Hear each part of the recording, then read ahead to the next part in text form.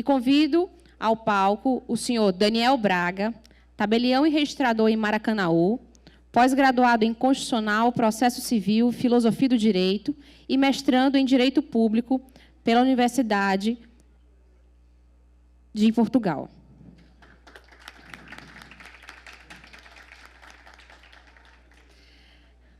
Não lembrei o nome.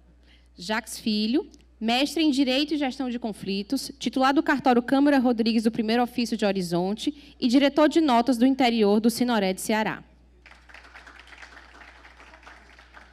Senhor Estênio Arraes, pós-graduado em Direito Notarial e Registral e pós-graduando em Direito de Família e Sucessões e em Direito Imobiliário, titular do cartório Arraes Albuquerque do Primeiro Ofício de Registro Civil de Aiuaba, diretor do Tabelionato de Distribuição do Interior na ANOREG e coordenador da região dos Inhamuns do Sinoré de Ceará. Ao final da apresentação, abriremos para as perguntas e aqueles que tiverem qualquer pergunta a fazer para os nossos palestrantes, por favor, levantem a mão, que as meninas que vão ficar auxiliando na lateral do auditório chegarão até vocês com um papel para que vocês possam escrever as suas perguntas e, no final, os palestrantes irão respondê-las. Obrigada.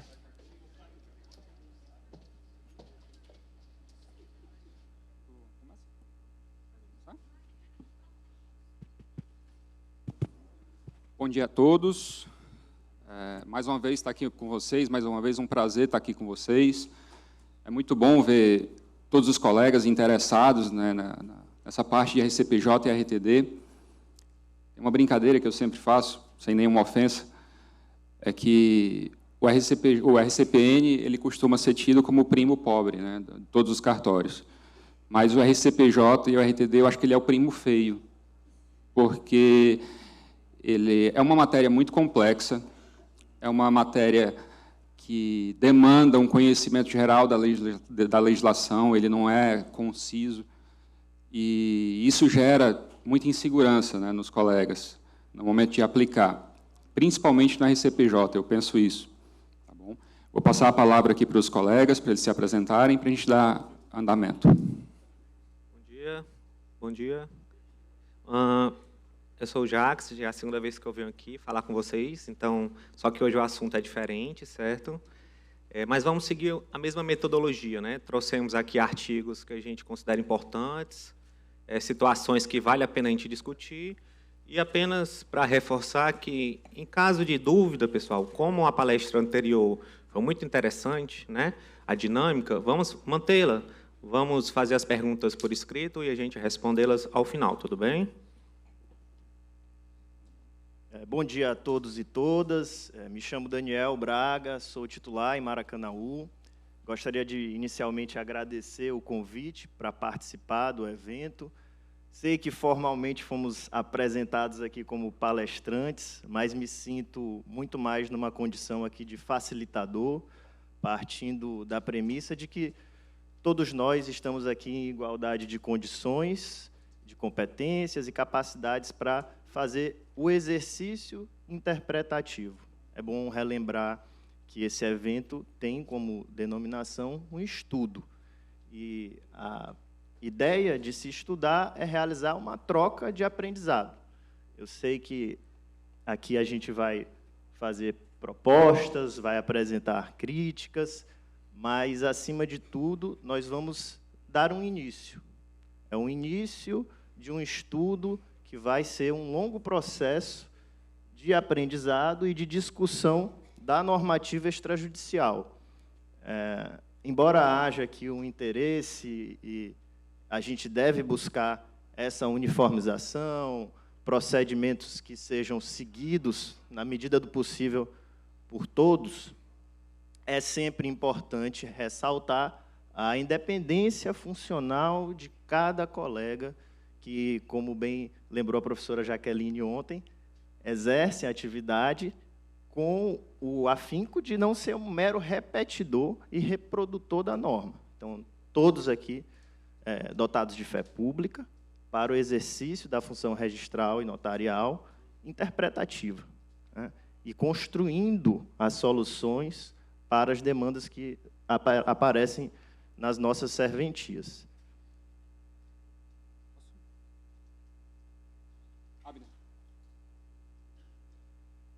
Inicialmente, pessoal, eu trouxe aqui, que eu acho que isso é muito interessante, me parece que o novo Código de Normas, né, que ainda vai entrar em vigor, mas me parece que ele teve uma preocupação maior em falar a respeito dessas duas áreas. Eu fiz aqui um quadro comparativo bem simples, que o RCPJ, ele tinha anteriormente aí em torno de 20 e poucos, 25 artigos. E no atual, a gente tem numa média de 50 e poucos, um pouco mais, um pouco menos. E o RTD, no atual, ele tem aí 100 artigos falando a respeito, e no código anterior ele tinha em torno de 50, 60, alguma coisa próxima disso. O que isso reflete para mim, pessoal? Eu lembro muito de conversar com vários colegas na hora de... Obrigado. Na hora de aplicar os temas relacionados a RCPJ e RTD, me parecia que sempre tinha uma insegurança porque o código era muito vago. O código falava muito pouco.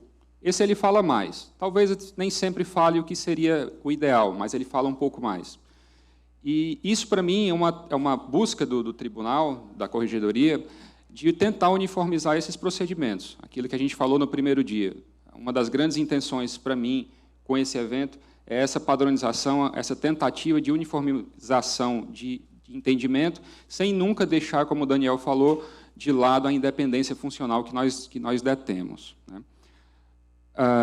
Eu acho que é interessante falar, aqui no artigo 1º, logo, repetir, que é o artigo 1º do Código, ele traz a questão da aplicação subsidiária. Então, como eu já disse, essas duas áreas elas dependem muito de legislações esparsas, de forma que essas legislações esparsas elas têm uma aplicação primordial, preponderante em relação ao Código de Normas, tá, pessoal? Isso é importante, pois nós também notamos aqui nesse tema algumas incongruências entre os artigos, né? Artigos contraditórios, artigos que, a depender da interpretação, podem ser contra-legem. Diante disso, a gente não trouxe todos, trouxe alguns, mas os colegas, quando forem se deparar com essas problemáticas, levar em consideração também esse artigo 1º. Abner? Iniciando, pessoal, aqui a parte a gente optou por seguir a lógica do Código, e o Código ele fala inicialmente sobre o registro civil das pessoas jurídicas, né? Aqui também no 477, ele repete essa ideia que está esculpida no artigo 1º do Código, que o registro civil está sujeito ao regime jurídico estabelecido na Constituição, nas leis esparsas, nas diversas leis esparsas, e demais atos que definam a organização dessas pessoas jurídicas, dessas associações, sociedades, conforme for. Interessante ele trazer aqui essa questão no parágrafo único do 477, que ele traz expressamente que aquelas sociedades, associações que detiverem, né, que forem revestidas de formas empresárias, elas também estão submetidas à Lei 8934, que é a lei que regulamenta o registro civil, o registro das empresas, o registro público de empresas no Brasil, né, as juntas comerciais. O 479 ele traz basicamente a ideia que é trazida já no Código Civil, que a existência legal da pessoa jurídica ela começa com o registro, né? E me parece que aqui começa um pouco de contrassenso criado pelo próprio Código, porque ele fala das averbações, né? Todas as averbações que passarem o ato constitutivo. E aí a gente fica com a dúvida do que é a alteração. Porque a averbação ela é definida na Lei 6.015, lá no artigo 127, e nos parece que com aquela definição não engloba tudo que a gente precisa entender por averbação no RCPJ. Eu vou passar aqui o slide. O 480, ele fala do que cabe a nós, registradores civis de pessoas jurídicas, a da publicidade, autenticidade e segurança jurídica, tendo como competência. E ele traz lá diversos itens. Mas aqui que eu chamo a atenção para um primeiro problema que a gente se depara no Código. No parágrafo 2º, ele fala que somente as ações que promoverem alterações dos atos constitutivos devem ter suas respectivas atas averbadas diretamente no livro A. Ou seja, a gente tem uma restrição a essa quantidade, ao que pode ser averbado lá no livro A. O parágrafo 4º, para mim, ele é muito grave, porque ele diz que as atas que digam respeito à administração, eu até coloquei em vermelho, elas não seriam, em tese, averbadas no Registro Civil das Pessoas Jurídicas, e sim no RTD, no Registro de Títulos e Documentos. E aqui a gente cai naquela problemática antiga já, de que se achava durante muito tempo que RTD e RCPJ eram a mesma coisa. Não é. RTD, Registro de Títulos e Documentos, RCPJ é o Registro Civil das Pessoas Jurídicas. São duas atribuições diferentes, apesar que nós, na grande maioria, acumulamos essas duas atribuições. Então, para mim é muito grave entender que esse parágrafo 4º ele faz essa restrição e essa confusão de dizer que atas que digam respeito à administração, a prestações de contas, que isso pode ter um reflexo gigantesco na pessoa jurídica, eles seriam registrados em RTD. Mas, como o Código costuma se contradizer, o parágrafo 3º ele continua fazendo essa confusão, atos que não ensejam alteração não seriam...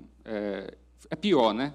Na verdade, o parágrafo 3º ele é pior, porque ele diz que atos que não ensejam alteração, eles seriam registrados em RTD e depois averbados no livro A. Ou seja, nós teríamos um duplo registro. Me parece que a Lei 14.382, que reformou um pouco essa parte, não é essa a intenção do legislador. O legislador, na verdade, a grande intenção dele é priorizar que o registro seja feito rápido, de forma... usando tecnologia, e um só registro. Então, o parágrafo 3º, para mim, ele também traz um enorme contrassenso em falar isso, que teria que registrar em RTD e depois averbar no livro A. Para quê? Aí vem o 518 tentar dar uma arrumação na coisa, e o 518, para mim, ele é bom. Ele diz o que a gente realmente precisa entender por averbação. Ele diz que serão averbadas no registro as alterações supervenientes do ato constitutivo das pessoas jurídicas, as constituições de filiais, as atas de reunião de assembleia e quaisquer outros atos de natureza societária ou associativa realizados pela pessoa jurídica, bem como a ocorrência de alterações de declarações de documentos constantes de matrículas. Isso aqui ele está falando lá da questão do livro B. Mas, assim, esse 518, para mim, ele fala o que tem que ser dito. Você vai averbar tudo que for relacionado à pessoa jurídica. Seja ela uma prestação de contas, seja ela uma alteração no quadro administrativo da pessoa jurídica. Eu trago aqui esse último ponto verde, uma fala do professor Fernando Cândido, que tem um livro sobre o tema, e ele diz que a averbação no RCPJ tem que ser entendida da forma mais ampla possível, tendo em vista que o rol é exemplificativo. E tudo que se é debatido, tudo que se é levado à assembleia dessas pessoas jurídicas, tem que passar pelo Registro Civil das Pessoas Jurídicas, sem a necessidade de duplo registro. Porque o 518 ele não está vinculando aqui ao duplo registro, ao registro em RTD e averbação no RCPJ. Ele está sendo direto, ele diz que a gente averba no RCPJ. Então, infelizmente, isso é uma primeira crítica que eu trago a esse novo código com relação a esse tema. Isso exatamente. Para complementar a fala do Estênio e relembrar o que constava já no primeiro slide, a previsão do artigo 1º do Código de Normas. A gente parece redundante, mas não é. Precisamos sempre retornar à regra geral da subsidiariedade do Código de Normas em relação à legislação. Por que eu digo isso? Porque aqui a gente extrai o critério interpretativo sistemático, a ideia de que a gente tem um ordenamento jurídico a ser levado em consideração.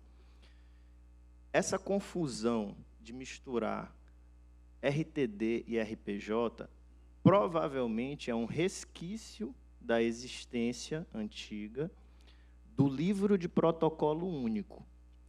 Vocês sabem que antigamente havia essa permissão de que se fizesse um único registro de protocolo para ambas atribuições. E isso deriva da confusão de se registrar ou de se averbar em RTD atos de natureza eminentemente de pessoa jurídica, o que é indevido. Aqui a gente precisa ter essa compreensão que o Estênio chamou a atenção para não perpetuar a confusão antiga que era feita. Tá? Inclusive, eu gostaria de só ter uma amostra aqui na plateia.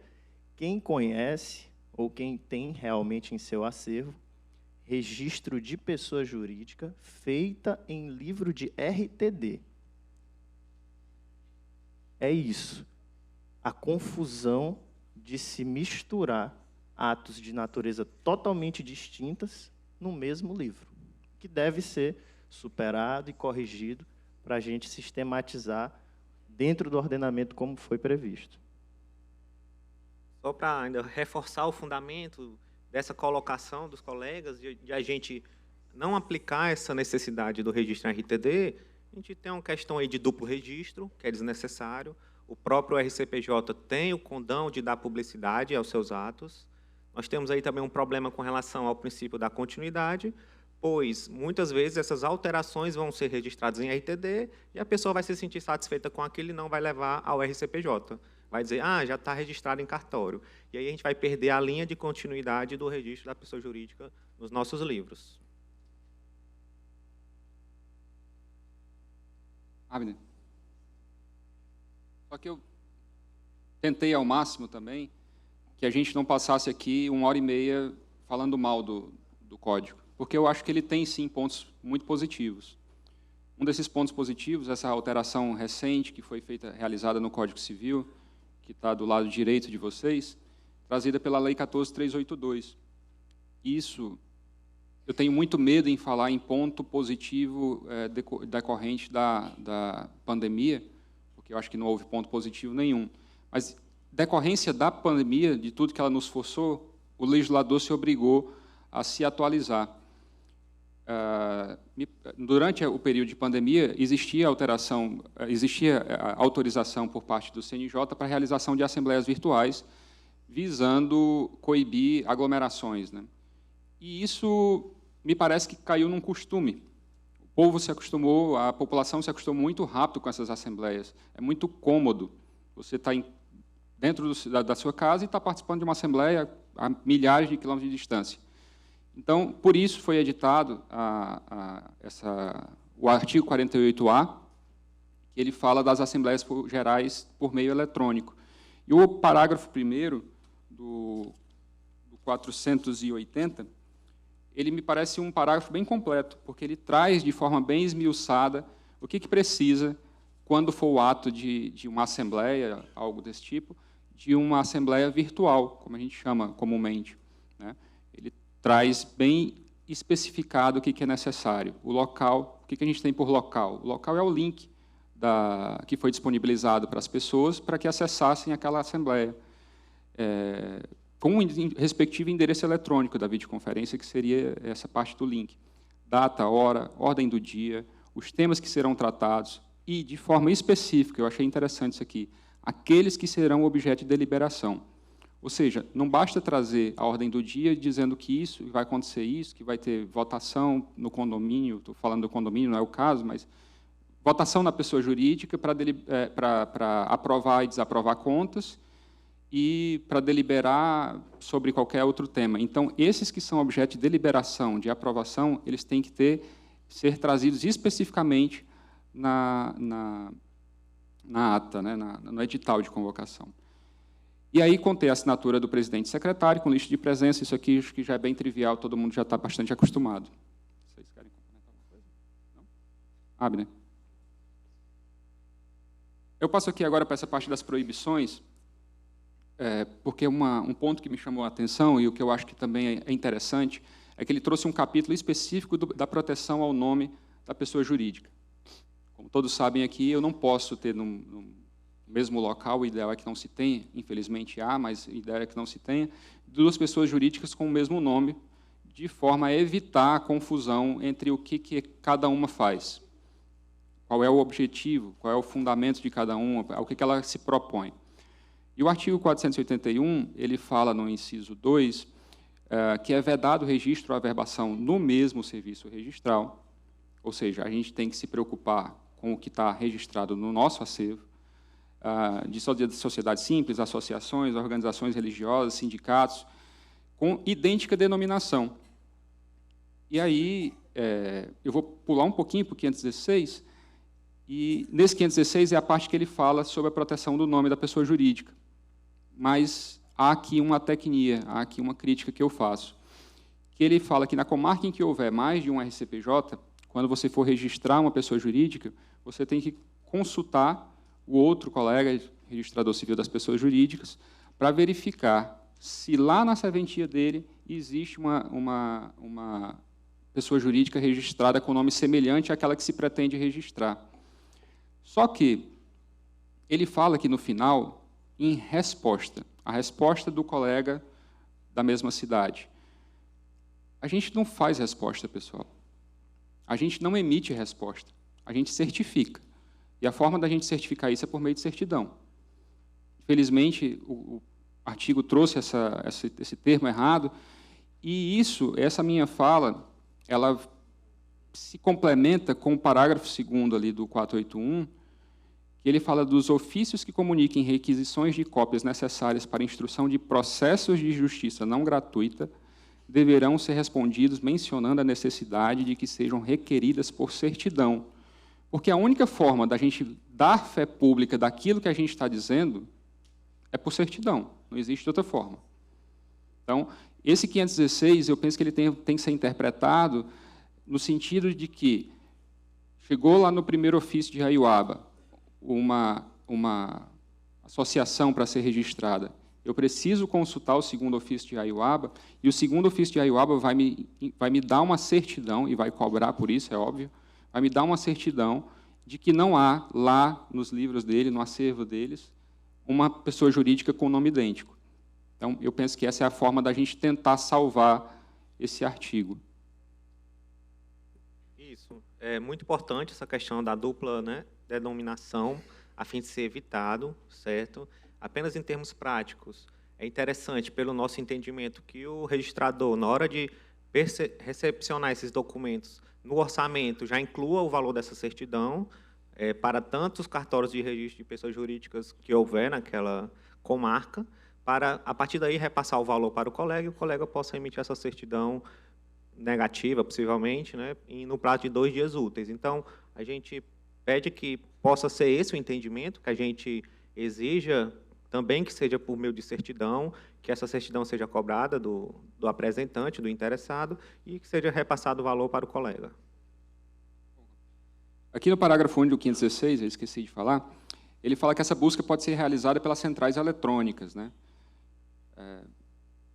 Penso que o IRTDPJ deva fazer aí um trabalho para reforçar a necessidade dos colegas se integrarem essas centrais. Porque, enquanto não houver essa integração, enquanto essas centrais não contiverem todo o acervo da serventia, essa busca ela se torna muito frágil, porque há um risco enorme de eu fazer essa busca pela central, essa busca surtir infrutífera, um resultado negativo, mas não retratar a realidade, porque lá no acervo do colega pode ser que tenha uma pessoa jurídica, uma associação, enfim, que já esteja registrada com aquele nome que se pretende registrar.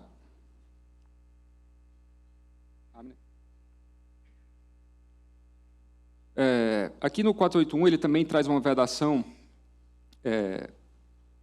em qualquer serviço registral de sociedade com objetivo jurídico profissional. Isso aqui decorre lá do Estatuto da OAB, que diz que os escritórios de advocacia eles são registrados na própria OAB, não nos compete fazer esse registro, né? Só que eu achei muito parecido, esse 486 pode gerar uma confusão, o 486, que ele diz o registro de atos constitutivos ou de alterações de sociedade, cujo objetivo envolva atividade privativa de profissionais habilitados pelos respectivos órgãos de classe, não será feito sem a prévia aprovação dos respectivos órgãos. No 486, a gente tem aqui, por exemplo, uma associação que vai desenvolver uma atividade, por exemplo, privativa de cirurgiões dentistas, de engenheiros. Eles têm um conselho de classe próprio, e essas associações, essas sociedades, seja o que for, elas precisam de aprovação dos respectivos órgãos de classe deles. Vai formar uma sociedade simples entre engenheiros, o CREA precisa autorizar. Então, isso é um documento que vocês têm que ter no checklist de vocês quando se depararem com essa situação. Não, a gente não pode registrar essas sociedades, associações, o que seja, quando tiver essa atividade privativa de profissional habilitado por qualquer órgão de classe. Aqui no item 6, ele traz os atos relativos a condomínio. Por que ele não é registrado no RCPJ? Porque, na verdade, cabe ao registro de imóveis, lá no livro 3 auxiliar, fazer esse registro do condomínio. O que causa, sim, para mim, eu já fui síndico de condomínio, e o que me causa uma certa perplexidade é que as atas decorrentes desse condomínio, elas são simplesmente registradas em RTD para dar conhecimento a terceiro, publicidade contra terceiros. Me parece que há aqui um problema, eu já me deparei com isso, em que condomínios da região metropolitana registram seus atos nos cartórios de RTD de cidade diversa daquela que ele está. Isso não é o ideal. O ideal é que os atos daquela condomínio, eu estou me antecipando aqui falando de RTD, mas os atos do condomínio eles devem ser registrados no RTD da cidade onde ele é localizado, obedecendo ao princípio da territorialidade, que, penso eu, nesse caso, se aplica. Mais na frente a gente vai discutir o princípio da territorialidade no RTD. Até porque há agora a previsão, sem se adiantar muito, né, no tema do RTD, há a previsão específica que a territorialidade não é aplicável exclusivamente nos títulos levados a registro para fins meramente conservatórios. Então, essa nova regra ilumina justamente a fala do Estênio nesse aspecto. Se é para produzir efeito em relação a terceiros, essa ata vai estar adstrita ao princípio da territorialidade, para que, naquela localidade, as pessoas interessadas, né, enfim, o efeito erga omnes possa ser produzido justamente naquela comunidade onde está situado o condomínio relativo à assembleia que foi realizada. Abner. Passo aqui agora para a questão dos livros, né? Nós tivemos alteração recente, decorrente da Lei 14.382. No RCPJ, essas alterações elas são pontuais. Infelizmente, eu lembro da Jaqueline dizendo isso, e me marcou muito, quando ela falou que o código está com o pé na digitalização, mas ele está com o pé ainda sem querer tirar o pé da parte dos livros físicos. A Lei 6.015, alterada pela 14.382, ela fala em livro A, em livro B. Infelizmente, Daniel, eles continuaram não prevendo aqui o livro protocolo. Acho que perderam uma excelente oportunidade de fazer constar na lei a necessidade do livro protocolo específico na RCPJ. Mas, enfim, ele fala em livro A, fala em livro B, mas ele não traz número de páginas. Por que ele não traz o número de páginas? Porque a regra, agora, é o registro eletrônico dessas pessoas jurídicas. Não deveria mais se falar em página, porque a regra é que esses termos, os registros, eles sigam ao infinito eletronicamente, sem necessidade da gente precisar colocar aquilo fisicamente no papel, num livro. O 488, quando ele vem falar dos livros no RCPJ, ele traz lá o livro A, fala o que vai conter no livro A, né? E fala em folhas. Por quê? Porque a gente ainda aqui no Ceará, infelizmente, vai precisar materializar livro que a lei diz que basta que ele seja eletrônico. Então, felizmente, ainda nós nos deparamos com essa realidade.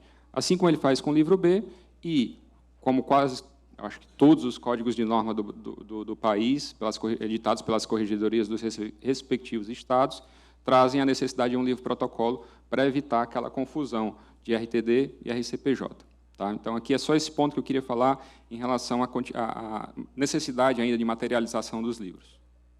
Muito embora tenha essa quantitativa de folhas, Estênio, acho que cabe a gente também entender se não seria possível optar pela via eletrônica exclusiva. Eu acho que a gente pode fazer um paralelo ao RTD, que já é plenamente possível ser feito de forma eletrônica. Eu acredito, aí já é uma opinião minha, já não é um consenso, já não pode haver um debate sobre isso, nós poderíamos, no RCPJ, também aderir aos livros totalmente digitais. E acredito eu que essa previsão de quantitativo de folhas seja em caso de materialização, que aí é facultativo ao RCPJ, ou por uma necessidade de um pedido, solicitação do nosso corregedor. Então, acho que eu entendo que, fazendo uma análise do arcabouço geral da legislação, e dos costumes que esse livro hoje pode ser digital.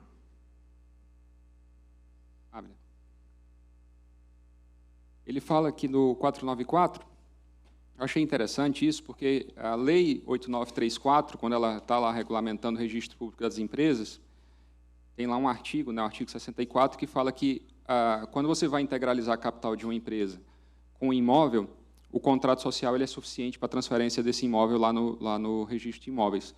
O 494 ele traz uma situação semelhante, que você também pode integralizar a capital social numa associação, uma sociedade simples, com um imóvel.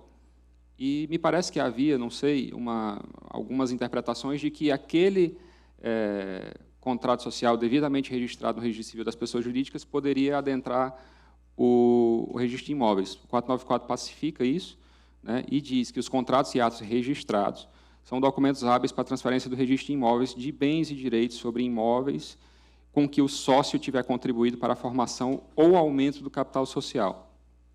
Diminuição do capital social, qualquer coisa desse tipo, escritura pública. Abner.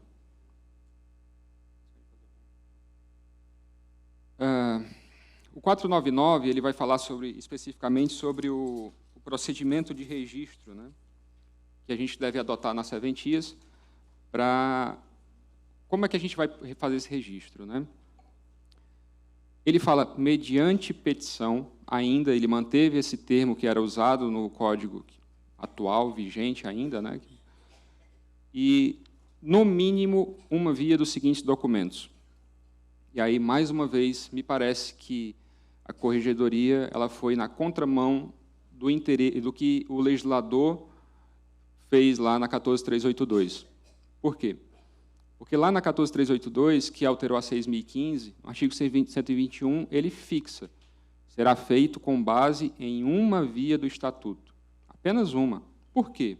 A gente vai registrar aquela via do Estatuto, vai digitalizar, vai fazer o registro eletrônico dessa via e vai devolver a via para o cliente. Essa é a regra, é isso que a lei está dizendo. E aí, quando o artigo 499 ele fala em no mínimo uma, é porque, e logo depois tem lá um parágrafo, que ele fala que, quando ele só apresentar uma, a gente vai reter essa via original, o que é um verdadeiro, me perdoe, absurdo. A gente vai reter essa via original e, se ele quiser uma via para ele, a gente vai ter que fornecer por meio de certidão. Não é isso que a 14382 quer. Tá? Então, assim, e aí, no parágrafo 1º, ele dispensa, inclusive, o requerimento, que o nosso código chama de petição. Não é necessário petição, olhando a Lei 6.015. E aí eu lembro lá do artigo 1º, que fala que a aplicação do nosso código é subsidiária. Então, se chegar, respeitando a independência de todos os presentes, mas se chegar lá em Aiuaba uma associação qualquer para ser registrada, eu vou seguir o 121 da Lei 6.015, porque me parece que ele está completo, me parece que ele diz muito melhor, ele fala muito melhor do que o 499. Ele fala, no parágrafo 2º, vejam bem, lá do 121, que esses documentos apresentados em papel, eles podem ser retirados pelo apresentante até 180 dias. Né? E, decorridos esses 180 dias, determina, decorrido o prazo de que trata, os documentos serão descartados. Por quê? Porque o objetivo, mais uma vez, é o registro eletrônico. A gente precisa dar espaço, pessoal. A gente precisa entender que isso é um anseio da população. Se isso foi aprovado por lei, eu tenho certeza que isso é um anseio da população. Para complementar, o 499, embora ele esteja se referindo à sociedade, ele está localizado no capítulo 3 dos registros. E é problemático pensar isso como requisitos suficientes para um registro. Todos nós aqui trabalhamos com RCPJ, sabemos que exigimos no nosso checklist edital de convocação, ata da Assembleia, estatuto, lista de presença, no mínimo. Agora, com a nova sugestão que colocamos aqui, acrescentando, e é bom a gente pensar na atualização desses checklists, a certidão de inexistência de duplicidade de denominação na comarca. E assim a gente consegue pensar, né, como um requisito concatenado com as regras que a gente segue já costumeiramente. Eu queria fazer aqui, para também não encerrar essa parte do RCPJ só falando mal, me perdoem, o artigo 507, que eu não me dei o trabalho de transcrever, porque eu acho que ele é um artigo muito bom, basta a leitura de vocês, ele é muito explicativo. Ele fala sobre uma coisa que é muito comum nas serventias do interior, que é o registro de sindicatos. No anterior, a gente não tinha isso, parece que tinha um parágrafo, algo desse tipo. E ele é um artigo que ele traz direitinho o que fala, se a gente tem que fiscalizar ou não a unicidade sindical. Não nos cabe fiscalizar isso. Isso é serviço lá do Ministério do Trabalho e Emprego. Tá? Então, eu gostaria também de dizer, o código ele foi muito feliz em alguns pontos. Ele trouxe para os colegas, de forma detalhada, minuciosamente, o que a gente precisa fazer, por exemplo, para registrar um sindicato. Que eu tenho certeza que com os colegas de RCPJ do interior, muitos vão ter esses registros em seus livros. Tá? Então, eu não queria assim, que a gente saísse daqui com essa imagem ruim. Há pontos que precisam, sim, de alteração, há pontos que precisam, sim, de serem reformados. Tá? Como eu disse, o RCPJ é o primo feio, eu tenho que passar para o RTD. Só ratificando que nós vimos diversos outros pontos relevantes, mas, infelizmente, em razão do tempo, nós escolhemos tratar apenas desses temas com relação ao RCPJ. Vamos agora para o RTD, que é ainda maior que o RCPJ, e o nosso tempo não é tão maior, então a gente vai tentar ser também bem breve aqui, para dar tempo de responder algumas questões que possam ter surgido durante a apresentação.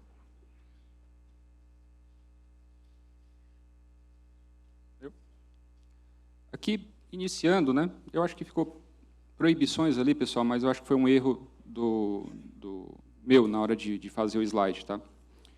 O artigo 985 ele é o artigo que inaugura a parte de RTD no código e me chamou a atenção, porque eu nunca tinha me deparado com esse termo.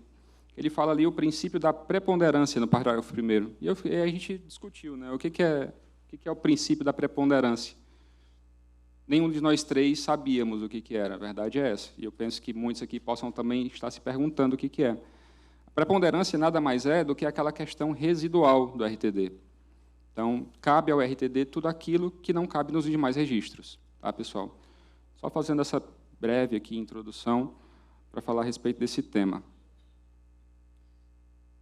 A territorialidade no RTD ele é um ponto que já foi objeto de muita discussão, principalmente no que tange aí as notificações extrajudiciais, né? E o código, ele mais uma vez se contradiz, infelizmente. Numa hora ele diz uma coisa, outra hora ele diz outra, fica aquela impressão de que ele copiou e colou de um lado, e depois copiou e colou de outro, e não teve esse cuidado de ajustar, para mostrar o que realmente se queria passar. O 985, parágrafo 2º, ele diz que o princípio da territorialidade não se aplica às notificações extrajudiciais e ao registro facultativo de qualquer documento para exclusiva guarda e conservação lá no livro F. Agora é um livro novo que a gente vai já falar deles. O 1045, ele diz que as notificações de mais diligência serão realizadas pelo oficial ou por escrevente por ele autorizado, e o parágrafo 3º diz: constitui dever dos registradores de títulos e documentos deste Estado a obediência ao princípio da territorialidade. E aí? Qual é a corda que puxa mais forte?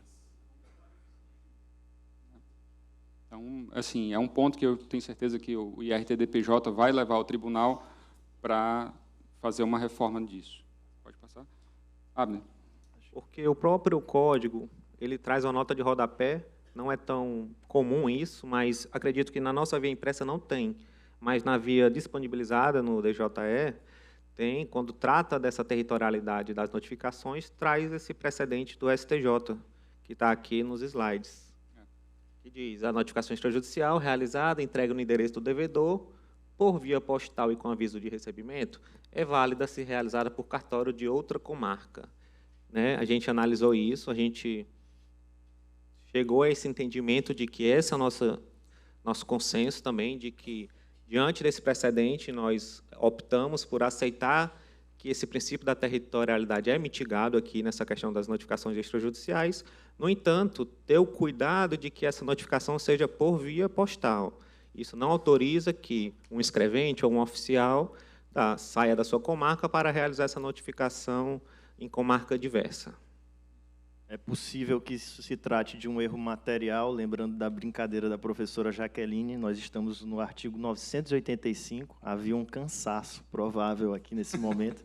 A pessoa ou as pessoas se dedicaram muito em tratar do primeiro artigo do título dos registros do RTD, mas no 1045, parágrafo 3º, repetiu uma norma antiga do antigo Código de Normas, que é a vedação das notificações fora da comarca desse ofício de RTD. O que nós conseguimos construir de consenso a partir da fixação da jurisprudência pelo STJ é justamente o que vem ali confirmado nesse tema repetitivo 530 que o Jacques fez a leitura. Há uma mitigação do princípio da territorialidade no que tange às notificações extrajudiciais e também para os registros facultativos meramente conservatórios que a gente vai ver daqui a pouquinho. Só para complementar, eu acho que eu não coloquei esse artigo, mas o 1067, lá no parágrafo 1º, ele fala, especifica, né, os detalhes da notificação pela via postal, e ele diz que o registrador não será responsável por eventuais atrasos na devolução de protocolo ou aviso de recepção, bem como por extravios imputáveis aos Correios e ou a outros serviços equivalentes. Resta entender o que são esses outros serviços equivalentes, tá? Eu grifei aqui, é uma curiosidade que me surgiu e não tenho, assim, a verdade é que a gente não tem uma resposta fixa para dar em relação a isso, tá? Algum colega realiza serviço de intimação por via postal com aviso de recebimento que não seja pelos Correios? Pois é, aqui trouxe essa possibilidade, mas acredito que, na prática, todo mundo acaba utilizando os Correios. Isso porque a gente tem que também lembrar do monopólio que os Correios detêm, né? Então, os Correios, a empresa de Correios e Telégrafos, ela detém o monopólio das cartas, né? E aí, me parece, com a independência, respeitando a independência de todo mundo, mas me parece que o ideal é que seja, de fato, pelos Correios. Abner.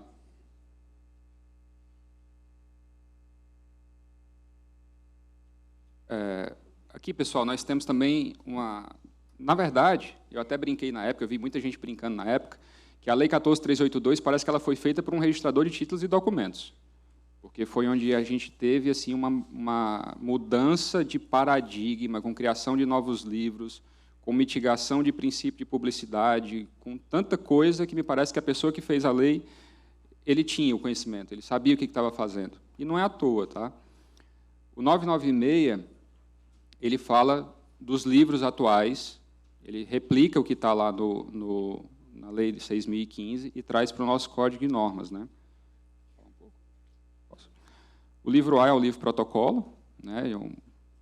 Aqui também traz um protocolo específico para a RTD, todo mundo já está acostumado, acho que não há nada a se falar a respeito dele. O livro B é trasladação integral de títulos, né? Sua conservação e validade contra terceiros, ainda que registrados por extrato em outros livros ou microfilme. Então, assim, esse aqui é o livro que nos permite opor um título contra terceiros, porque a presunção de publicidade, há uma presunção da sua publicidade, tá? O livro C também já existia, né, a inscrição por extrato, ele é aquele livro exclusivo por extrato de títulos e documentos, a fim de surtir efeitos em relação a terceiros também, e a autenticação de data. O livro D, ele é o indicador pessoal, também não me parece que há aqui nada demais a falar a respeito desse inciso, porque ele é bem completo. Ele traz aí, inclusive, detalhes do que tem que conter no livro D. Por exemplo, todas as partes intervenientes, seus cônjuges ou consortes, que figurarem ativa ou passivamente no registro averbação mencionado. Ou seja, o livro D, pessoal, ele não é um livro apenas de quem figura como parte principal lá no contrato. Fulano, casado com fulana, com cicrana. Tem que constar lá no livro D o nome do fulano e da cicrana. Tá? E traz, inclusive, a necessidade de que contenha no livro D RG, CPF, CNPJ, quando for o caso, ou documento de identidade oficial, sendo obrigatório o fornecimento com presteza das certidões pedidas pelos nomes das partes que figurarem de qualquer modo nos livros e registros. Chega lá no seu cartório, o pedido de uma certidão, se consta um registro lá em nome do Jacques Filho, você tem que olhar, você tem que verificar, fazer a busca, óbvio. Se tiver, você ainda tem que fornecer com esses dados. RG, CPF, enfim.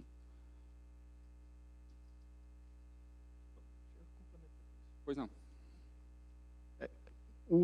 Os livros novos, introduzidos pela nova lei, na legislação 6.573, são os livros D, E, F e G.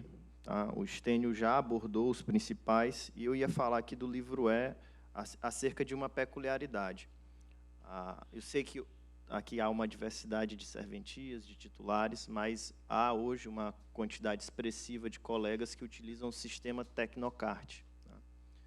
É claro que quando a gente está falando de livro indicador, seja real ou pessoal, a gente está falando de um ato eletrônico, informatizado, até pela otimização ali da escrituração desse livro. O livro é uma novidade, tá? Introduzindo, então, um indicador real de bens móveis, o que já existia no registro de imóveis do indicador real, agora também passou a existir no RTD. A peculiaridade que eu vou compartilhar com vocês, porque é o sistema que eu utilizo, o Tecnocart, eu sei que demais colegas aqui também utilizam, é que já há essa ferramenta automatizada dentro do Tecnocart, de modo que os registros de RTD, portanto, estamos falando, os registros de DUT eletrônico em RTD, eles já estão automatizados e gerados dentro do Tecnocart nesse livro E. Então, automóveis, enfim, carros, motocicletas, já estão ali de forma automatizada dentro da operação do DUT eletrônico que é feito.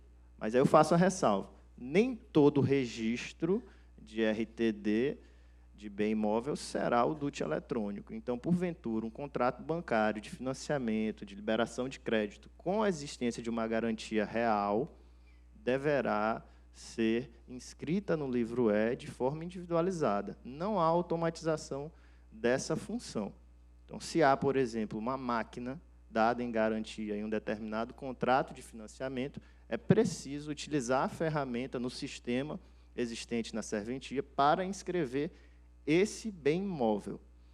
Há uma grande expectativa de que o livro E, dentro do RTD, mude a realidade econômica das transações financeiras, ampliando os créditos e as modalidades de contratação bancária, uma vez que há ainda muita dificuldade dentro do sistema brasileiro financeiro de ampliação e distribuição maior de crédito por conta dessa restrição que ainda existe muito da garantia real móvel segura, um repositório de banco de dados confiável e de fé pública, o que já existe dentro dos registros de imóveis e é o que se utiliza de forma mais corrente nos bancos que exigem as matrículas atualizadas dos imóveis.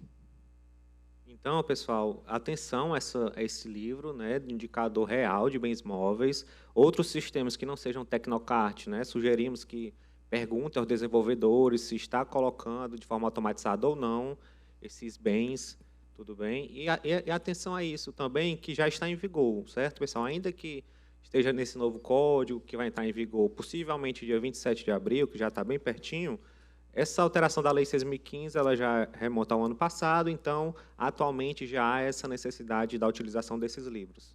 Só para reforçar isso, para a gente não acreditar que ainda é algo que a gente ainda tem que implementar. Eu sei que a maioria já implementou, mas na correria do dia a dia a gente sabe que pode ocorrer de um ou outro ainda não ter implementado. Eu queria falar aqui um pouquinho, pessoal, sobre o livro F, porque ele é um livro que eu acho muito interessante. Ele é um livro que ele quebra aquele paradigma de publicidade do RTD. O que ele fala? O registro facultativo de documentos ou um conjunto de documentos para conservação de que tratam o inciso 7 do 127, 127A da Lei 6.015. Esse livro, pessoal, ele tem uma publicidade mitigada, se não inexistente. Muito restrita, quase inexistente.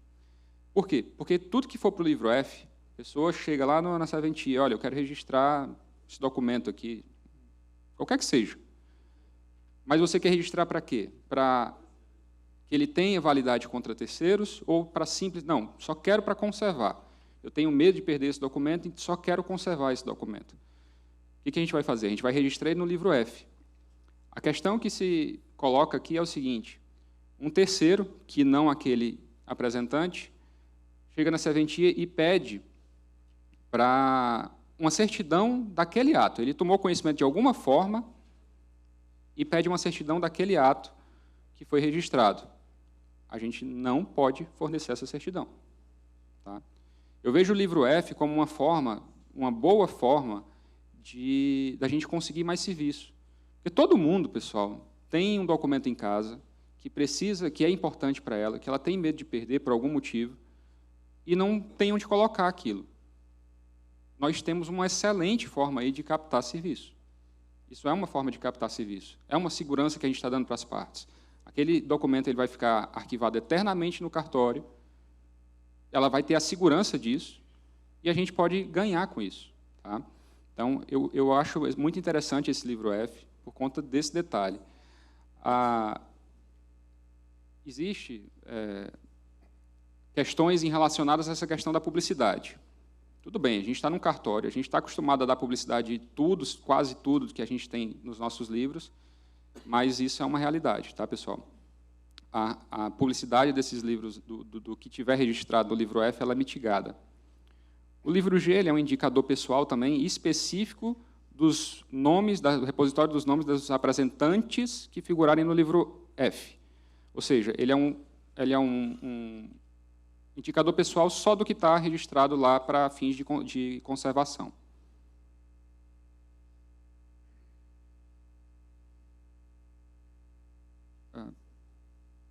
Abner. É o posterior, Abner. Acho que eu dupliquei isso. O 1022, ele também, infelizmente, traz aí uma confusão. Ele fala o seguinte, o registro facultativo para fins de conservação, ou seja, pela sistemática nova da Lei 14.382, a gente tem que registrar isso no livro F, do contrato de constituição de sociedade simples, e aí aqui ele traz uma confusão com o registro civil das pessoas jurídicas, que não era para estar aqui, era para estar lá no RCPJ, para ser registrado no livro B, não cabe registro no livro B. Por quê? Porque é facultativo para fim de mera conservação. Ele tem que ser no livro F. Deverá ser feito mediante comprovação da regularidade de sua constituição pelo apresentante. Não tem como salvar. Não tem como salvar. Tem que tirar esse artigo aqui do código, porque ele não diz nada com nada. A verdade é essa. Primeiro, registro facultativo no livro B não cabe, tem que ser no livro F. Segundo, registro de contrato de constituição de sociedade simples é lá na RCPJ. Tá? Então, desculpem, não tem como falar isso de outra forma. Risquem esse artigo do Código de Normas, que não faz o menor sentido. Salvo o artigo 1024, salvo exigência legal expressa em relação a um documento específico, são desnecessários o reconhecimento de firma e a assinatura de testemunhas instrumentárias no âmbito do RTD. Contudo, tal dispensa não se aplica aos documentos de quitação. Ou seja, tudo que for relacionado à quitação, obrigatoriamente tem que ter reconhecimento de firma, tá, pessoal?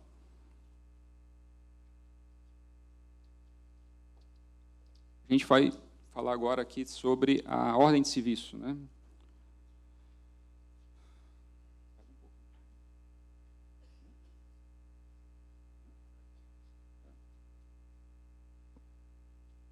Existia aqui no Ceará, eu já ouvi falar várias vezes, que não existia averbação em RTD. Eu não consigo, sinceramente, entender, acompanhar esse raciocínio, mas eu já ouvi várias pessoas falando isso. Não sei porquê, assim, eu não consigo entender. Esse código, no artigo 1025, ele traz expressamente a questão da averbação ali. Ou seja, existe sim averbação em RTD, pessoal. Contrato bancário, levado a registro, que foi feito na sua serventia, e, por qualquer motivo, foi retificado pelas partes lá no banco, quando eles trouxerem de novo isso, não vai ser um novo registro, vai ser uma averbação.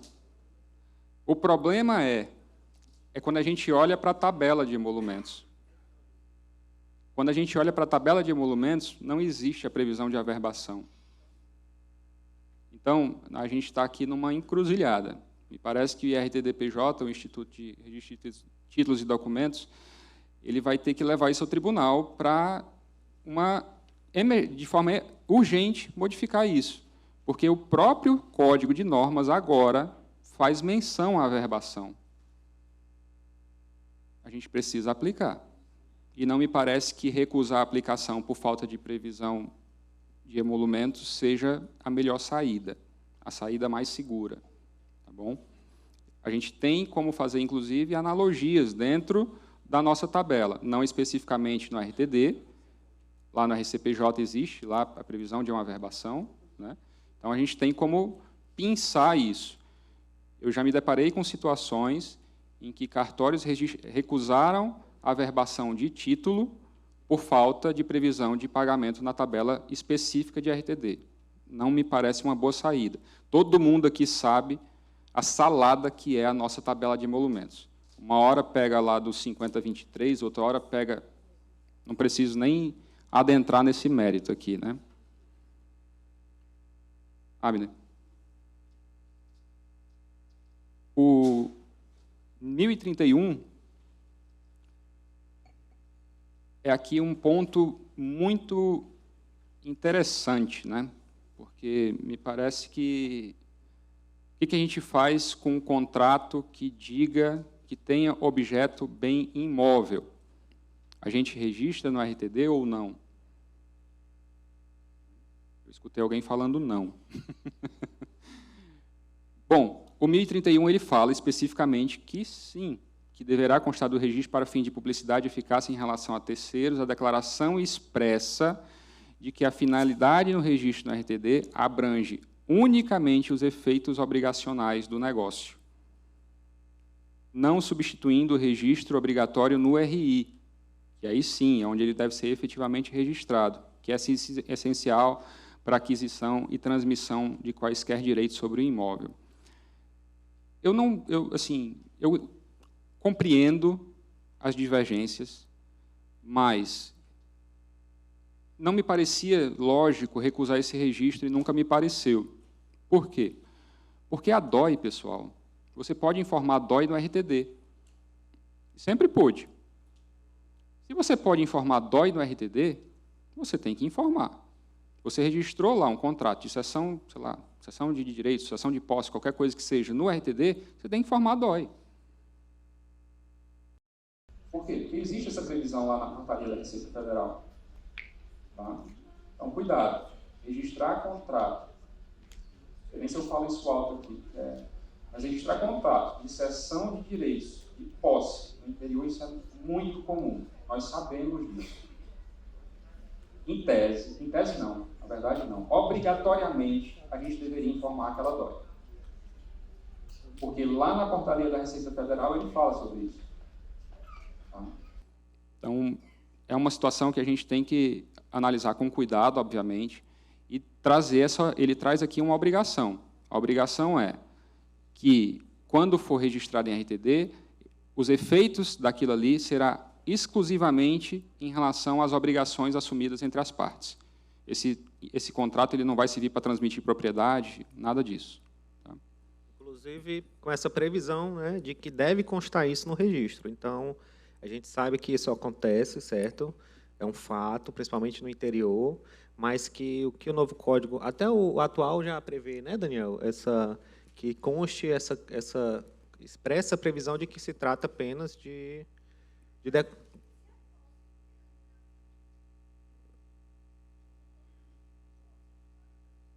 De fato.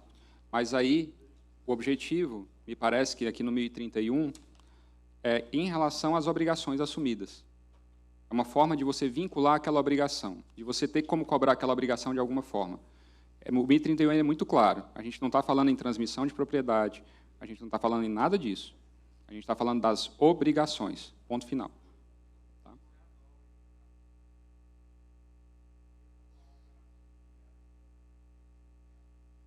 É o contrassenso que há entre o 1031 e 43.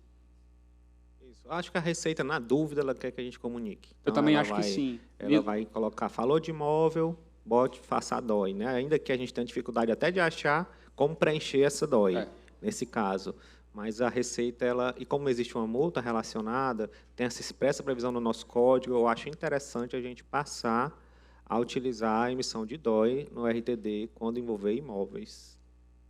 E só, continuando o que eu tinha falado, para também que a gente entende que deve constar nesse registro essa leitura aqui do artigo 1031. Até para evitar confusões, né? A pessoa acha que levou lá um documento a ser registrado para fins de conservação e quando foi ver, acha que já está escriturado, está no cartório. A gente sabe que as pessoas dão muita fé pública para qualquer coisa que está em cartório. Às vezes, você leva um contrato particular de compra e venda de imóveis, de promessa de compra e venda, reconheceu a firma, a pessoa já dá fé pública para aquele documento, acredita que aquele documento está até no nosso arquivo. Vai até depois de alguns anos, vai lá e pergunta, você tem uma cópia daquele contrato que eu reconheci a firma aqui? Então, diante dessa confusão que há da sociedade de dar fé pública a atos, qualquer ato do cartório que contém um selo ou o nome do cartório, a gente ter atenção e cuidado para constar o teor do artigo 1031 quando houver esse registro em RTD de documentos que envolvam imóveis.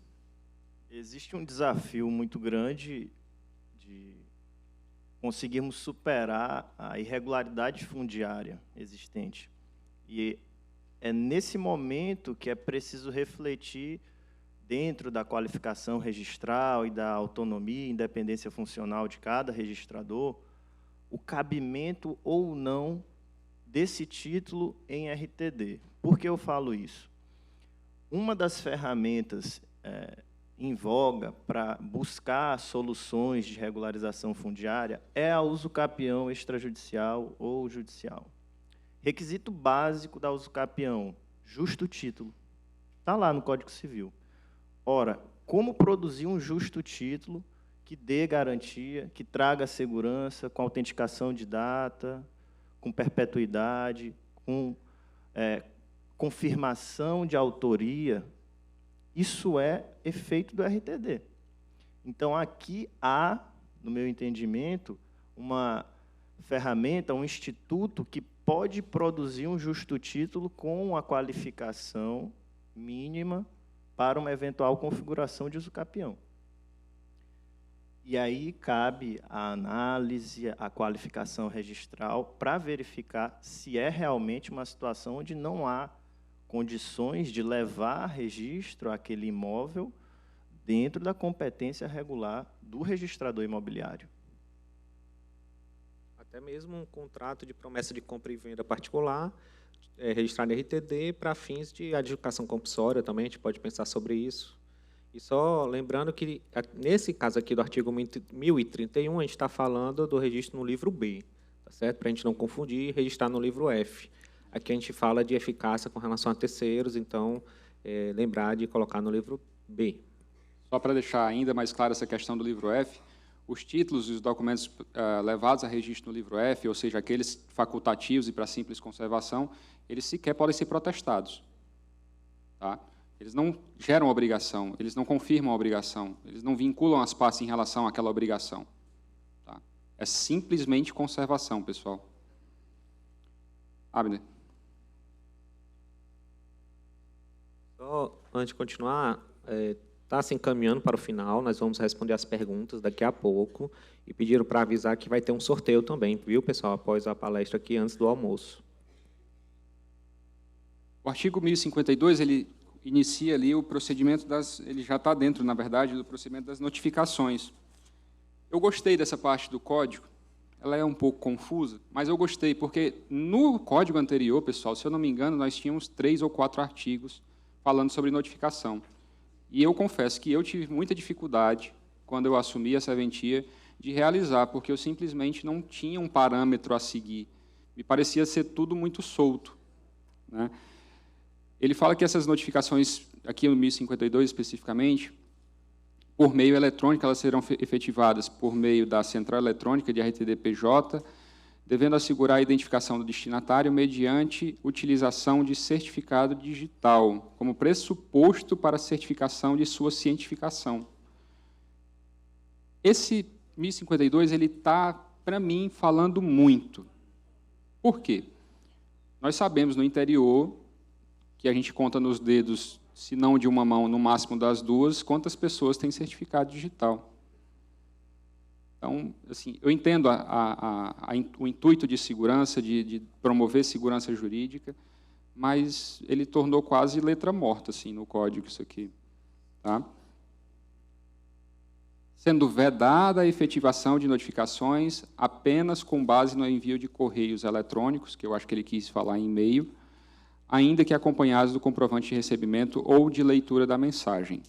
Então, não cabe, pessoal, notificação extrajudicial por e-mail. Ter isso em mente. Aqui eu fico assim, eu não consigo parar de pensar, doutor Carlos acho que saiu, mas eu não consigo parar de pensar no protesto, né? Porque durante a pandemia, quem é tabelião de protesto aqui notificou muita gente por WhatsApp. E ainda pode. E aí, aqui no RTD, a gente está preso nessa situação, que a gente não pode se utilizar desse meio. Abner. A notificação, aqui eu trago os tipos de notificação, tá, pessoal? É bem rápido, só uma questão, assim, tentar ser mais didático mesmo. A notificação pessoal ela deverá ser cientificada diretamente ao destinatário, ou ao seu representante legal ou procurador autorizado. Tá? A notificação pessoal, ela pressupõe que ela é feita diretamente à pessoa. Estou sendo redundante quase, né? A gente ficou inseguro, a gente até debateu muito, eu não coloquei aqui, mas só a título de curiosidade, a gente debateu muito ontem um dispositivo que tem lá na notificação no RI, que ele fala da notificação por hora certa, pressupõe que ela seja pessoal, e lá na notificação por hora certa, você entrega ela ao porteiro do prédio. E aí eu liguei para o Cícero me ajuda, o Cícero me deu o telefone, falei com o Renan, não estou vendo o Renan aqui, mas o Cícero me deu o telefone também do Pablo, lá da Sexta Zona, que me atendeu muito bem, e o Pablo me fez lembrar que esse dispositivo da notificação do porteiro, ela está lá na Lei 9.514. Então, existe previsão legal disso. E não perde essa força de notificação pessoal, pessoal. Tá bom? No 1064, eu gostei muito desse artigo, porque eu sei que isso é realidade de muitos na capital, no interior, enfim, a gente, infelizmente, vivencia essa questão da insegurança todos os dias. E aí ele fala que, quando forem infrutíferas as diligências para efetivação de notificação pessoal, por razões de segurança, vejam bem, quando você não se sentir seguro em adentrar em uma determinada região da cidade, ou quando o endereço do destinatário se situar em local de difícil acesso, olha outra coisa interessante, aí o pessoal do interior, lá em Aiuaba eu tenho um distrito que fica a 80 quilômetros da cidade de estrada inexistente. Pois é. O registrador, a requerimento do apresentante, ou seja, deve ter um requerimento específico sobre isso, converterá o procedimento em notificação via postal, não sendo devidos emolumentos adicionais. Ou seja, se o apresentante quiser, você pode converter aquela notificação pessoal em via postal. O que ficou para mim a dúvida aqui é se ela teria o mesmo efeito da notificação pessoal. E eu penso que sim. Tá? Eu fiquei com essa dúvida, eu li, tentei assim, raciocinar um pouco, mas eu penso que sim, ela vai ter o mesmo efeito da notificação pessoal.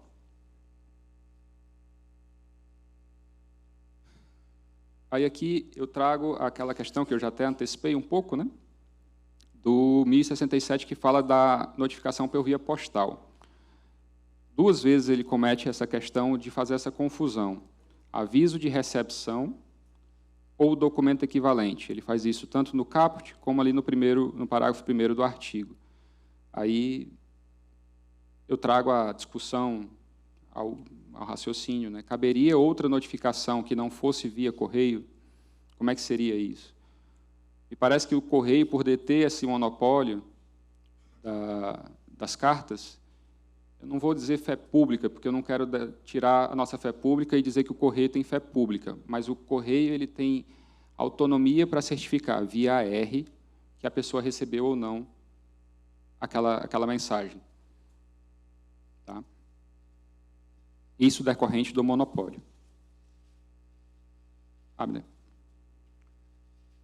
A notificação por edital será efetuada a requerimento do interessado, ou seja, deve existir um requerimento específico em relação a isso, por meio de fixação do conteúdo integral do documento, lá na serventia, em jornal de grande circulação ou veículo de comunicação eletrônica, de acordo com a sua livre escolha, pelo prazo de 30 dias. Por que eu fiz questão de frisar isso aqui? O Cícero, ele tem travado ele travou não vou dizer uma batalha, mas uma conversa, uma tentativa de entendimento junto ao tribunal de fazer essas notificações, né, Cícero, lá pela Cerice. Né? E me parece que isso está próximo de sair, né, Cícero? A gente vai ter uma ferramenta na Cerice para publicações desses editais, tá? Dispensando a publicação nos jornais, que todo mundo aqui sabe, é muito caro. É muito caro publicar isso em jornal. Lá na Cerice, sim, mas me parece que também outras... Por favor, Cícero. Me parece também que outras notificações, inclusive da RCPN, os editais da RCPN de casamento, né?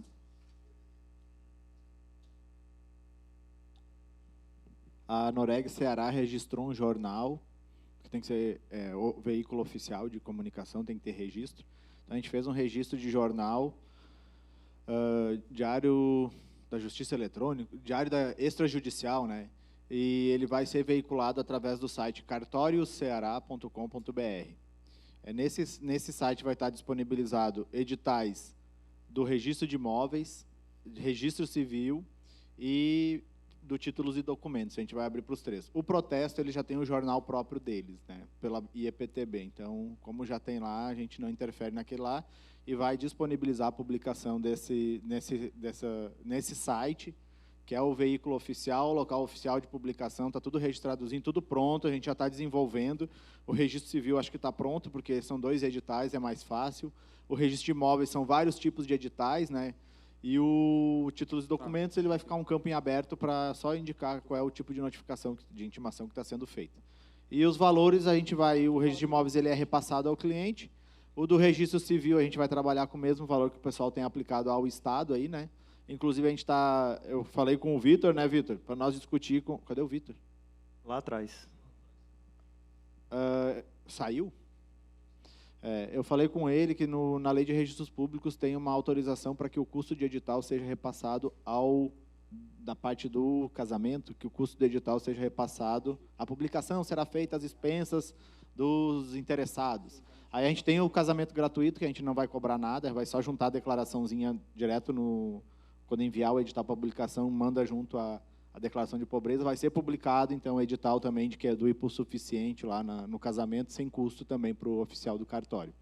Então, a gente já está trabalhando, acredito que até o dia 27 é para estar tudo rodando já. Tá bom, pessoal?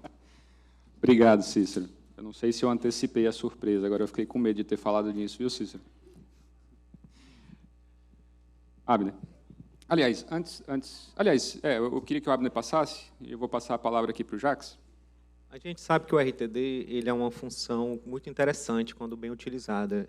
E aqui no Ceará não tem tantas coisas difundidas como a gente consegue ver em outros estados, né? E, para exemplificar isso, eu trouxe aqui uma novidade lá do Rio Grande do Sul, novidade assim, né, do ano passado, em que eles, por meio de um simples provimento, junto ao Tribunal de Justiça, Corregedoria, previram que as citações processuais possam ser feitas pelo RTD, né, dando uma maior celeridade. Basicamente, tem um número do provimento aqui, vocês podem ler o inteiro teor, mas... Coloca aquele provimento lá, por favor, ou aquele PDF. Mas, basicamente, por exemplo, se você tem uma ação de urgência, que você quer que a intimação seja feita rápida, a citação, você pede autorização ao juiz, gostaria de utilizar o serviço dos cartórios de RTD para essa notificação. O juiz autoriza, o advogado leva para a central distribui e o cartório faz essa notificação. Isso, quando eu vi, eu achei extremamente interessante, pois nós somos especialistas em notificar as pessoas, nós somos muito ágeis, é um valor que dá para agregar, nós temos milhares, centenas de milhares de processos na Justiça, os oficiais de Justiça estão sobrecarregados, e acredito que isso é um passo importante até para a gente começar a ter outras atribuições dentro dos processos, né, como aumentar a questão dos protestos de algum tipo de sentença, algum tipo de decisão. Então, eu acho interessante, não foi por meio de lei, foi basicamente um provimento, e a gente escolheu trazer para cá, até para o conhecimento dos colegas, para que a gente possa, cada vez mais, junto ao Instituto, junto às entidades, pedir que a gente possa agregar, junto ao Tribunal de Justiça, novas atribuições.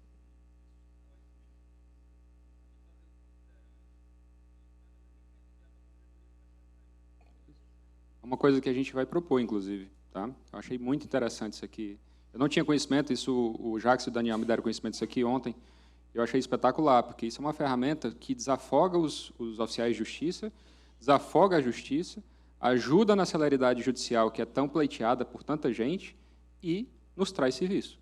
E nós temos ampla capacidade de realizar essas notificações. É nossa expertise isso aqui. Tá? Basicamente isso, pessoal. Só atenção que pode descer, Abner, um pouquinho para o final, que, pelo que eu entendi aqui, eles cobram como sem valor declarado, tá, pessoal? Acho que se a gente colocar com valor declarado, acredito que o custo poderia inviabilizar o custo-benefício da implementação desse serviço. Pode descer mais. Mas lá para o final. Sobe. Aí, pronto, no artigo 5º, né? Fala que é um registro sem valor declarado. Então, só para, caso a gente venha a propor isso, que a gente possa também utilizar essa forma que eles propuseram aí ao tribunal. É o provimento lá no Rio Grande do Sul, 30/2022, bem recente. Tá? Olha aí, é excelente, viu, Juliana? Uma ideia assim, espetacular. Ontem eu vi isso e me fiquei impressionado. Pessoal, basicamente isso em relação ao que a gente queria falar. A gente vai passar agora para responder as perguntas, chegaram algumas aqui. Tá? Quem quiser fazer alguma pergunta ainda, por favor, escreva no papelzinho. Começar pela RCPJ, pela ordem. Pode ser. São perguntas bem interessantes que chegaram aqui para a gente. A primeira fala assim, que no RCPJ existem muitas associações e sindicatos que poderiam se enquadrar como minorias, indígenas, quilombolas, pescadores, artesãos. A solicitação de certidão da lista de presença da instituição pode ser feito por qualquer pessoa ou seriam dados sensíveis de acordo com a LGPD? Basicamente, a pessoa perguntou, eu posso chegar no cartório e pedir uma certidão da lista de presença da instituição de uma determinada pessoa jurídica? Essa foi a pergunta, eu vou dar minha opinião, e aí os colegas também podem dar a opinião. Eu acredito que a gente está aqui tratando do RCPJ, a gente não consegue ainda visualizar um sigilo aqui no RCPJ, eu acredito que o princípio da publicidade no RCPJ ainda não foi mitigado, pelo menos na minha opinião, e acredito que essa não chega a ser uma informação sensível, o fato da pessoa estar naquela reunião e tudo mais. O que se pode analisar é o tratamento daquelas informações com relação se nessa lista possuem dados sensíveis, que a pessoa escreveu lá, algum dado sensível, como a religião da pessoa, a opinião política, como a gente viu no primeiro dia aqui de palestras. Aí, nesse caso, agora como oficial, de alguma forma, eu não colocaria essa informação nessa certidão. mas os demais dados que não são sensíveis, são meros dados pessoais, a depender, eu emitiria, sim, essa certidão. A raça e a etnia, ela tem um enquadramento como dado sensível, e aí precisaria fazer essa avaliação que o Jacques comentou. No provimento do CNJ, que foi abordado na sexta-feira, existem alguns regramentos por especialidades. A gente sabe que tem mitigação ao fornecimento de certidões de inteiro teor no registro civil, ali tratados como o regramento, né, quem pode solicitar, se tem que motivar, se, o próprio procurador, que precisa estar ali representado com poderes específicos, e esse provimento que eu estou me referindo, ele tem um único artigo sobre a especialidade de RTD. Ele é omisso em relação ao RCPJ.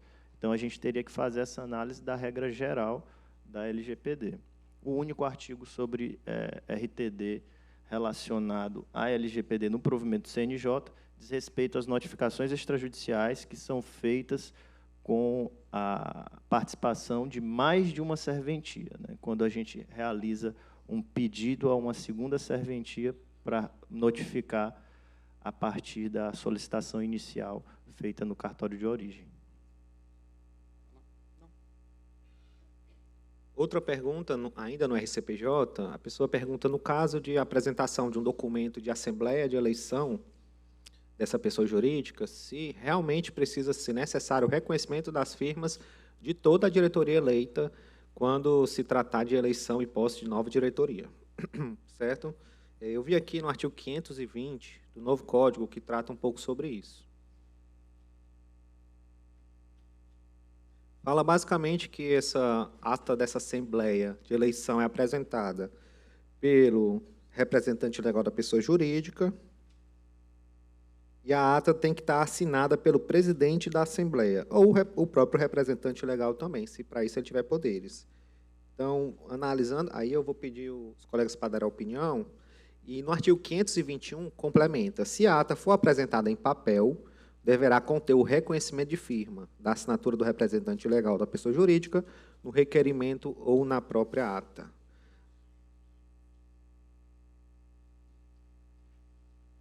Aqui o 505, que a colega Melina falou, que fala sobre isso.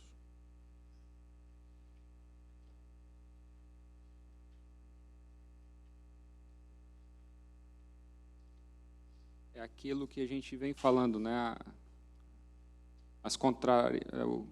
O tanto que esse código ele é contraditório, né? Pinça de um lado, pinça do outro, porque nós temos o 505 em franca contrariedade com o 520. Né?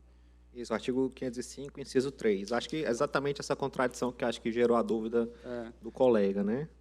Então, aqui é uma questão de posicionamento. Então, no final das contas, acredito que, na minha opinião, eu cobraria, porque quando a gente tem uma dúvida com relação à segurança jurídica, eu prefiro criar pelo excesso, né? A gente sabe que um reconhecimento de firma é algo que não é tão custoso, não é tão difícil, então, na minha opinião, eu pediria o reconhecimento de firma de toda a diretoria, além da do presidente ou do representante legal que apresentou o requerimento.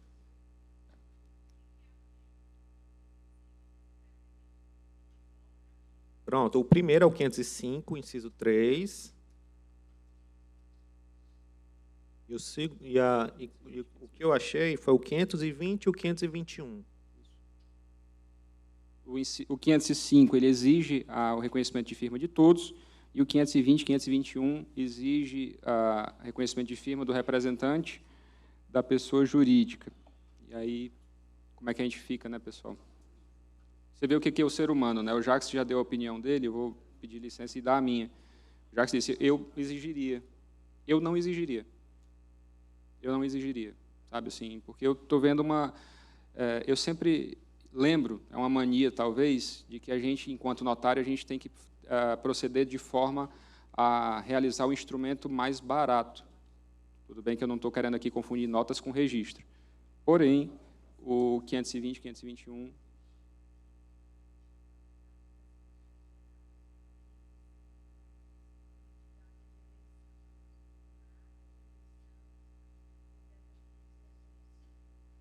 Sim. Isso. Então, pessoal, aqui até para concordar aqui com a Melina, quando for ata de assembleia, teria que ter reconhecimento de firma de todos. Ata de eleição, perdão. Ata de eleição precisaria do reconhecimento de firma de todos.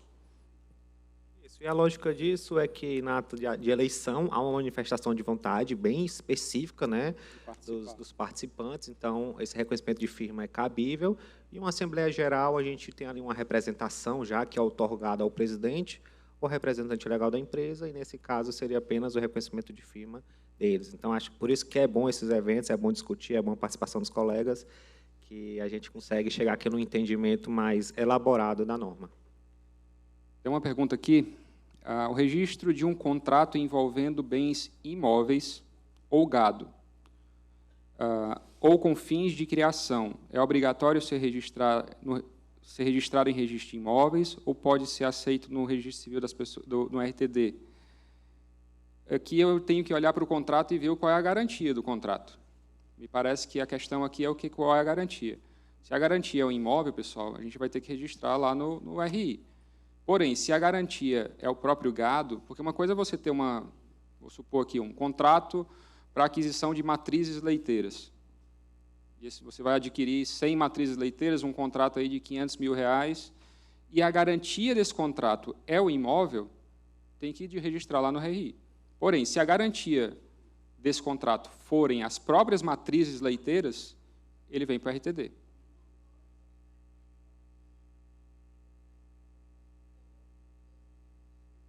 Nos dois, perfeitamente.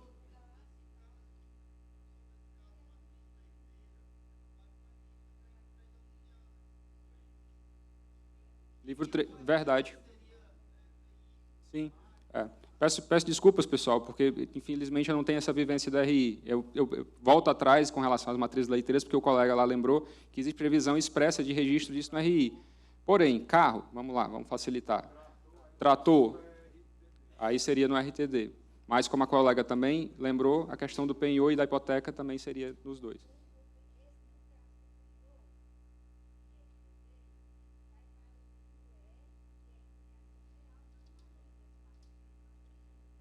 Essa questão da abertura de matrícula, pessoal, que é citada lá que foi criada, né, com a 14382, é aqui onde eles dizem, o pessoal dos institutos de registro de títulos e documentos, eles são entusiastas disso aqui pelo seguinte, porque, por exemplo, o trator não tem placa, né? E aí existe aquela dúvida, tudo bem, trator não tem placa, como é que a gente faz para identificar esse bem? Como é que seria isso? Então, me parece que aqui é onde está, essa criação de matrículas é para identificar esses bens, é para dar uma identificação única desses bens. No B, pois é. Mas aí teria que também ter a criação dessa matrícula, que a gente não tem ainda uma regulamentação. Como é que vai ser essa matrícula, né?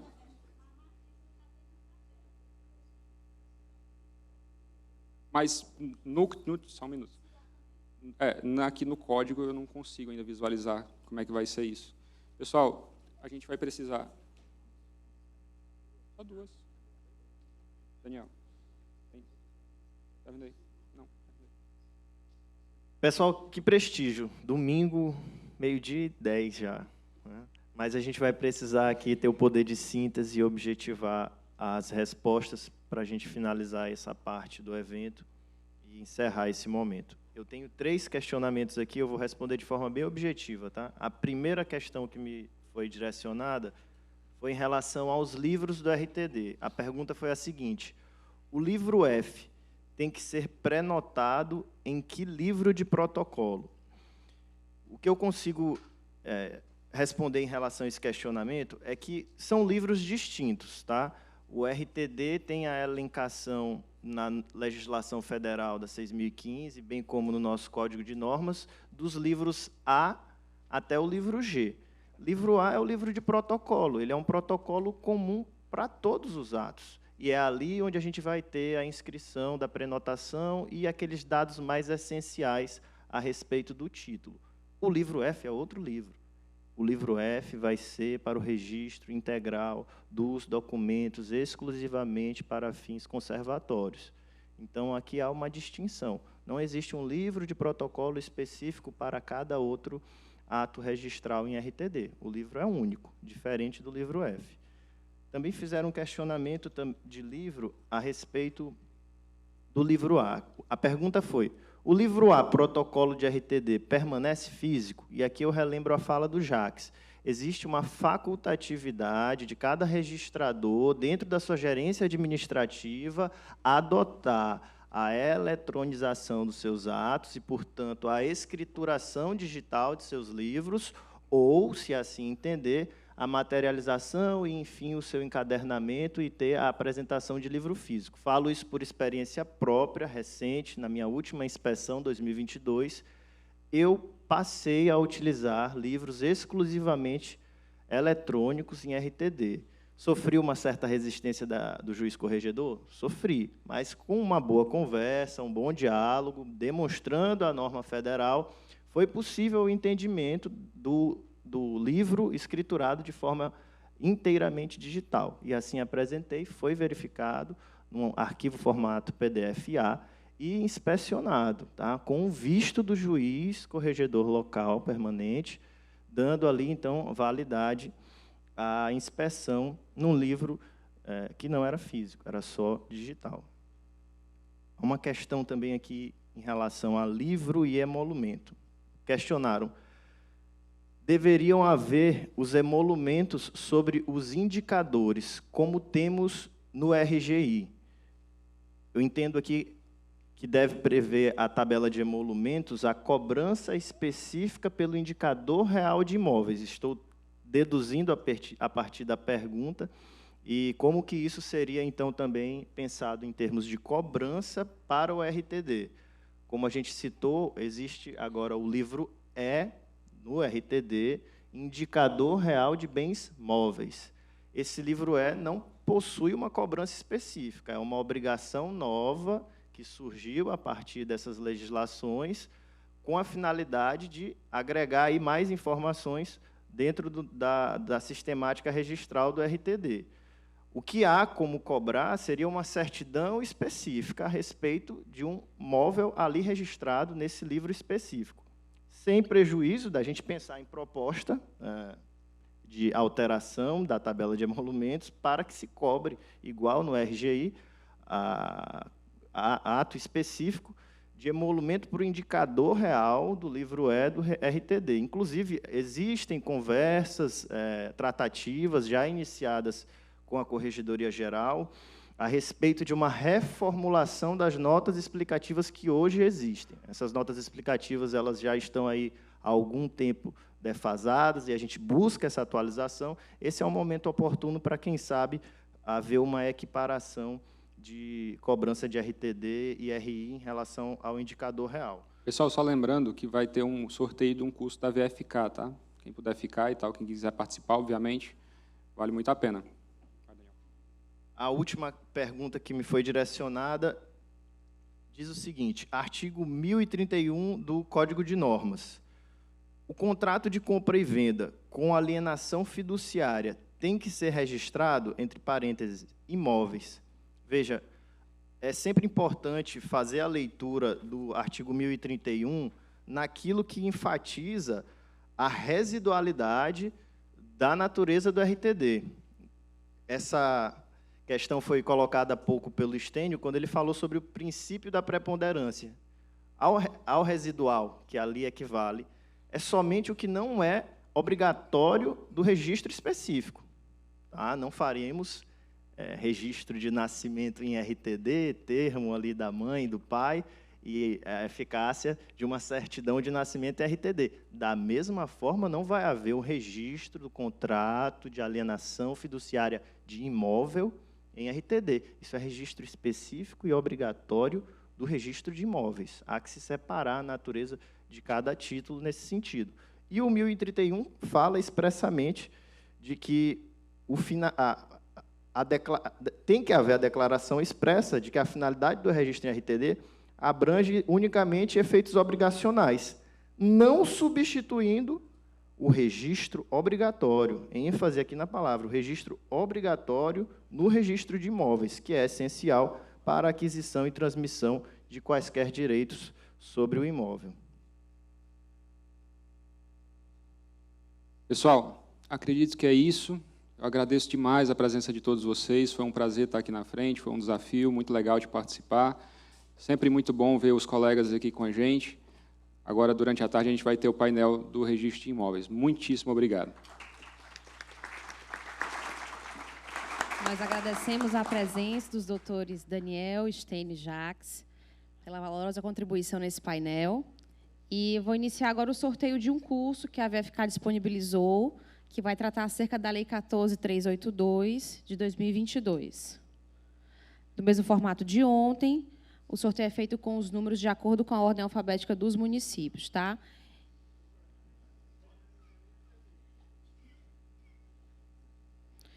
Número 222.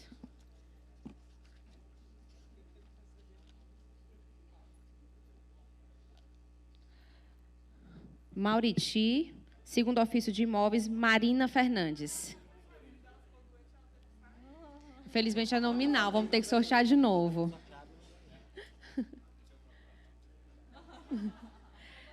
(314).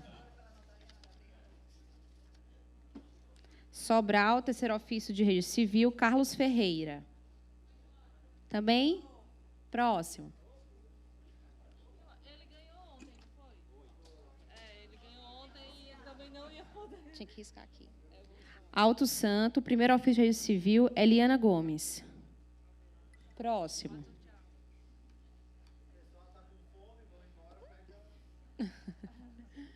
(116).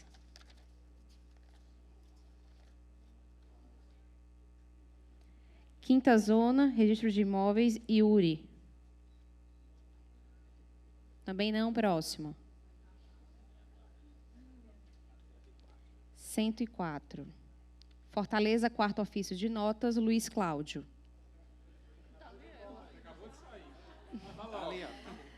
Pode vir pegar seu prêmio aqui, Luiz.